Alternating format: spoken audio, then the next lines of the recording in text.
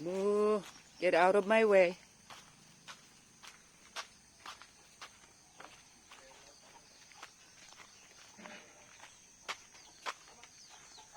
Oh. Letting go. Good morning, chickens. So this is the second youngest group. What's happening? Bakit hindi pa siya? She's still not going out.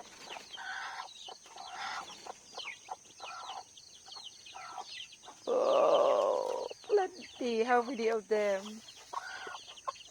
Oh, there's still the other one, Pa. Pa, Mar said if there's one more, you don't take it out because she's still putting the stuff. Yeah. How do you know? Because you can shake it or you can. Yeah, Oh. now she's upset. Oh, because Sina is there. Oh, good morning, chicken. Wait, hold on. See. Hold on. So, hey, what happened to the egg now? Wala na yan, bugok na yan.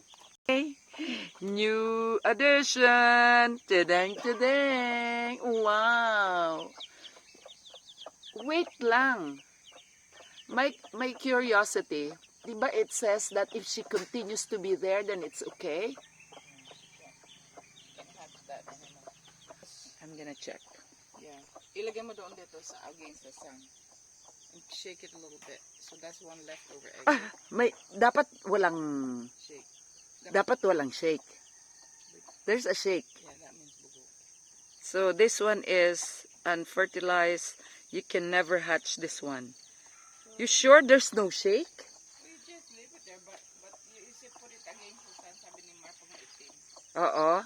Hold on. Let me put it down with the mama. Here. Do they ano? Isn't that amazing? She's trying to peck it. Look. Oh, this is what you can learn from the chickens. It's like she still love to have that little chicken, no? She knows that there's one more left. Oh. Let's wait. I want to see if she's going to lay on it. Oh, look at those children. They always love to be under mama's wings. Oh, now she's going to start. She's going to wait. Because if you are the mom, it's like, you know, if you have a dying child or a sick child, you don't want to leave. And if they eventually die, if possible, you want to stay in the cemetery for a while, right? So in her case, I'm over analyzing it. But yeah, she sat on it. Amazing. Oh. Okay, guys, next time.